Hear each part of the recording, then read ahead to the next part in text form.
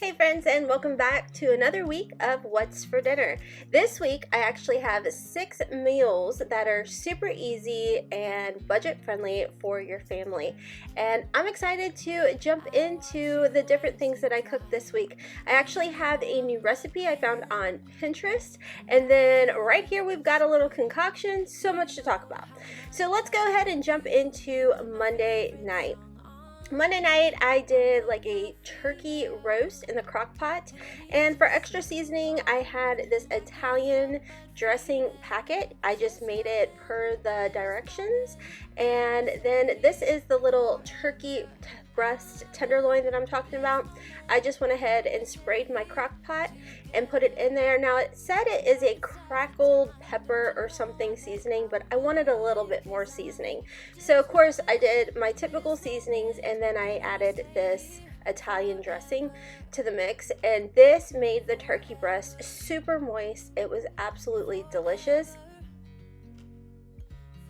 I decided to also add some potatoes into the roast, and I had some sweet potatoes that I chopped up as well as some regular potatoes, and I just threw that right into the crock pot, and I added a little bit of additional salt on top of those potatoes. I use Redmond salt. It's good if you have any type of thyroid issues. And this is everything plated up. I had some cucumber tomato salad, and then I did serve it with some Sister Schubert's rolls, and it was absolutely delicious. So on to Tuesday night. Tuesday night I am making chili. So I used about 1 pound of ground beef, and typically, since I doubled the recipe, you could use 2 pounds of ground beef, but I just did not. So I went ahead and browned it up, and then of course I do the old paper towel trick and just soak up the grease this way. Less messy, don't burn myself, it's great. So I did 2 cans of tomatoes, and one of the cans was like an Italian type of diced tomato. The other one had like a little bit of spice to it. And then I used 2 cans of my chili beans. Just with caution, y'all, side note, I had placed my Walmart order. This was, I think, my March haul, and my beans, they shipped to me and they came dented. So you're probably going to see more and more recipes with beans because I can't store them in my pantry as long as I would like because of that. But anyways, I digress. So I used 2 packets of chili seasonings. These were new to me. They were from Walmart, and they actually tasted really good. So I let that simmer for a better half of the day, and then closer to dinner time I did make some noodles in case we wanted chili and spaghetti.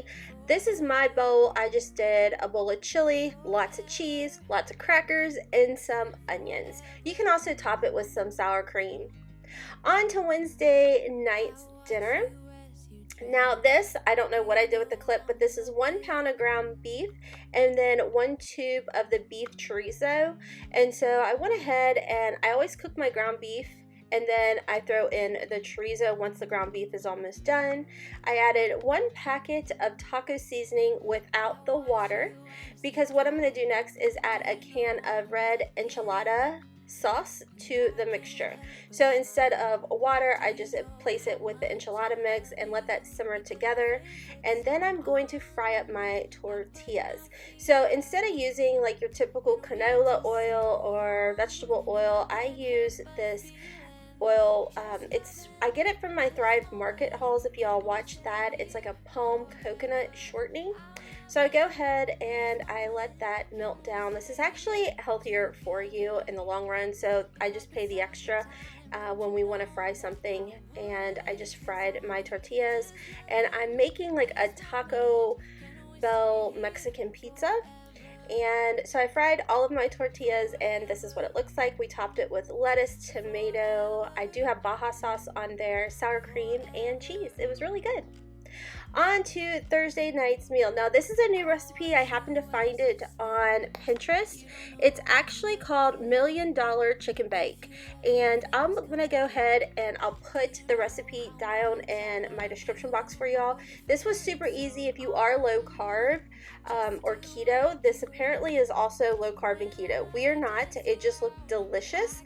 So it's a chicken bake. I did not have chicken breast. I used tenders, and it came out perfect. It is so rich and so delicious.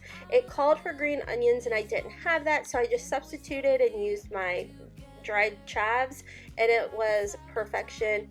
Just a little side note, the Mexican cheese that I showed you all here, I had gone to Siam's and I picked it up. You'll see it in a future haul. It's okay. It's not the best. I definitely like doing the block cheese better.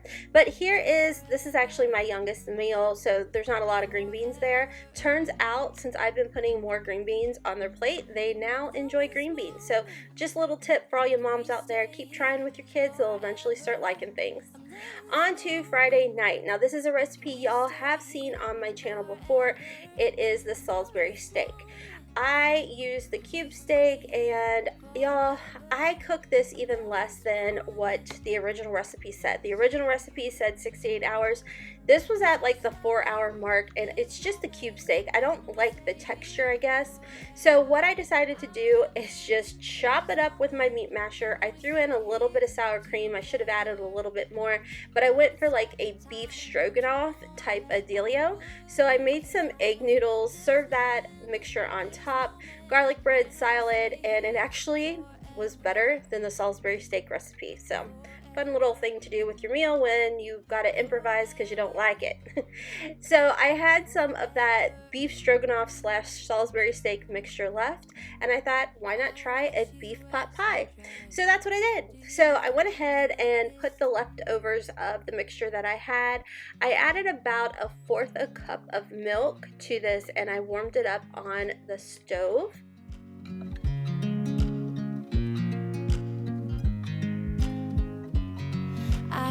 You as you drive, do you know I'm looking, and I can't help but smile.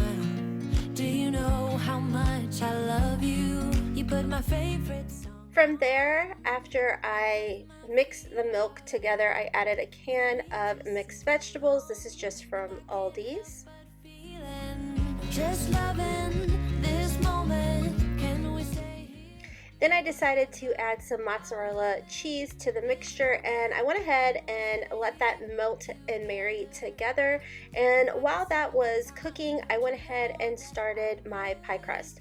Now these are just from Aldi's, y'all, and they're great. The dish is from Pioneer Woman, in case you're curious. So I just go ahead and take one pie crust that is room temperature and put that into my dish.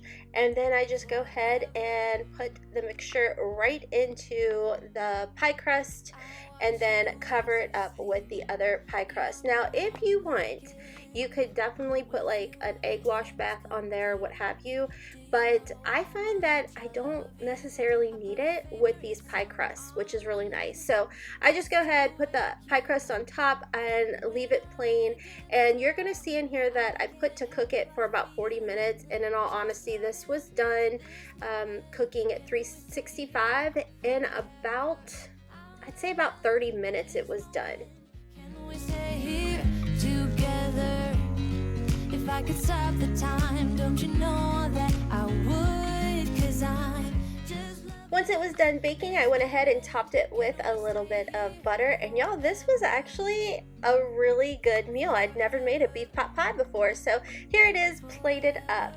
Well, friends, that's everything for this week's What's for Dinner. I hope you all enjoyed today's video. Thank you so much for watching. Feel free to share this video over on Facebook or with your friends for some dinner ideas, of course, that are always quick, easy, and budget friendly. Until next time, friends, kisses from Kentucky. this moment.